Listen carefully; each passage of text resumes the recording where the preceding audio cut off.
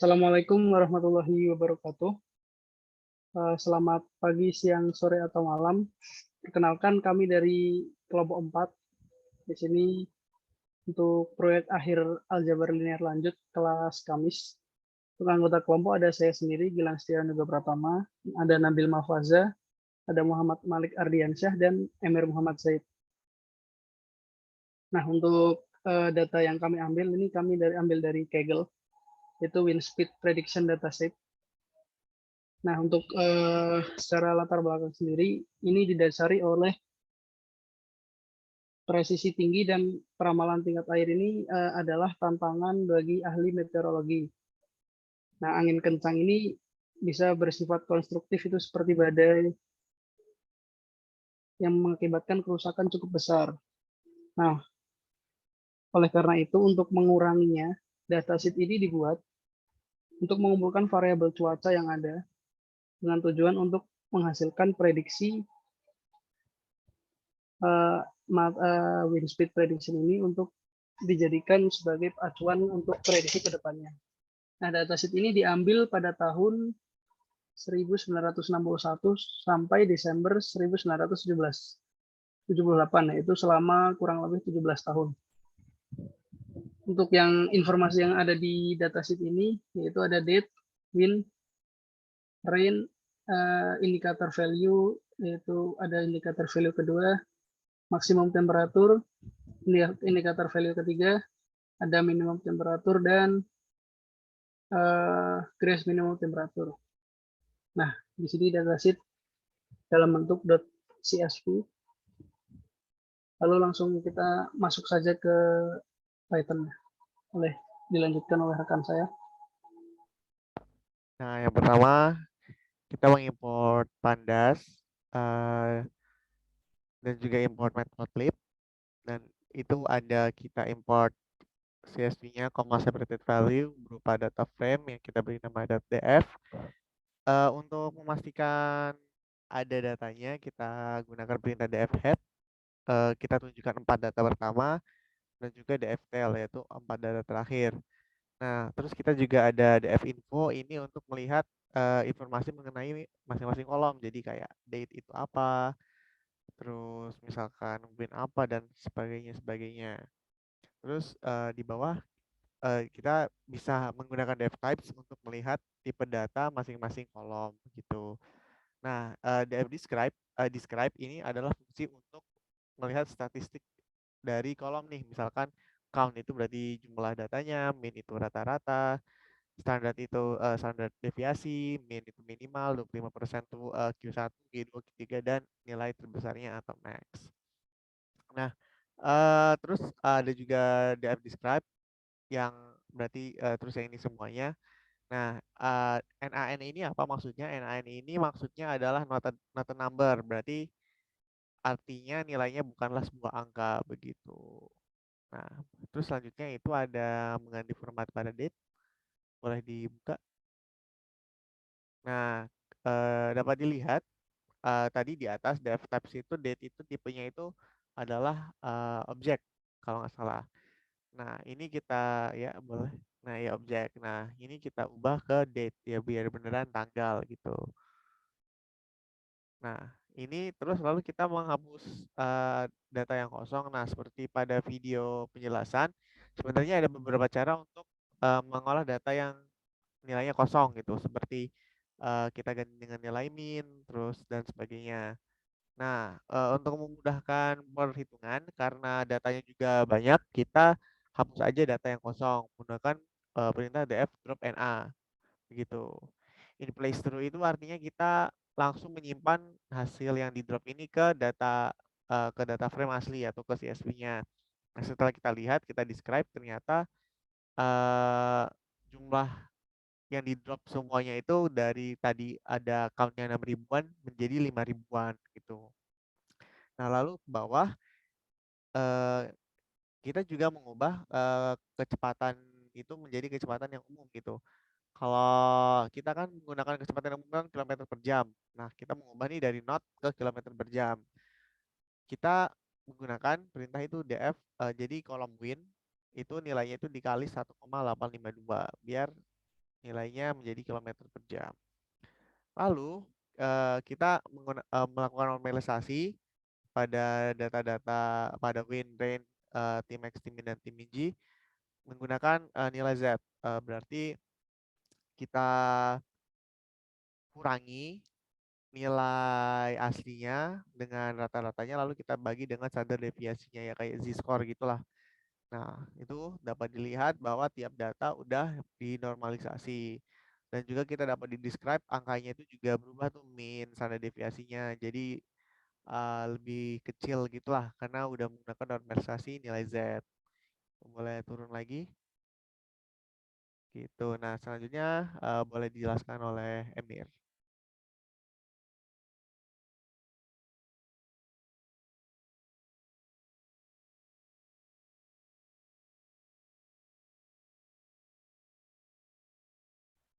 Silakan Emir. Sorry, tadi ke-mute. Oke, pertama kita import dulu matplotlib-nya, terus kita import lagi seaborn sama numpy-nya.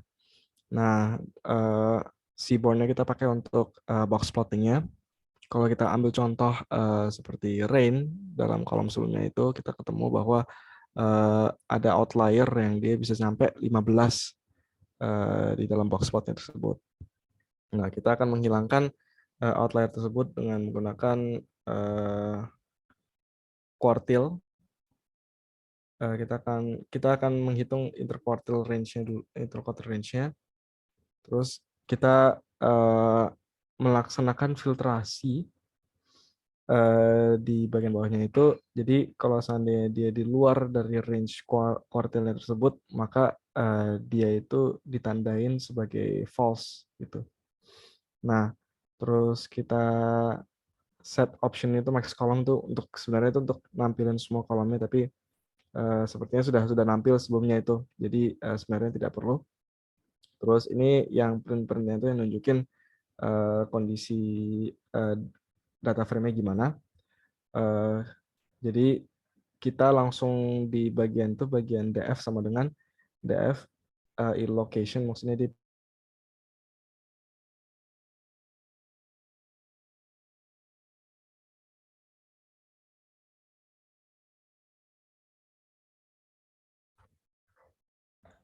pilih, sorry tadi putus tadi. Pilih ilog yang tadi itu. Jadi dia pilih kolom yang kedua sampai di paling akhir. Terus kita milih yang mana filternya itu sama dengan true. Jadi maksudnya di filternya itu sendiri itu di masing-masing rownya itu apakah ada yang false atau enggak. Kalau false dia enggak diisi. Kalau true maka dia akan diisi dengan value originalnya. Terus kita drop NA. Jadi setelah di filter yang true yang hanya ada nilainya, sisanya kan jadi not NaN kan. Nah, itu di drop dia row-nya itu. Terus kita reset indeksnya, terus kita drop indeks yang lama. Kita bisa lihat langsung hasilnya gimana. Yang pertama di paling atasnya itu ini yang belum dimodifikasi sama sekali.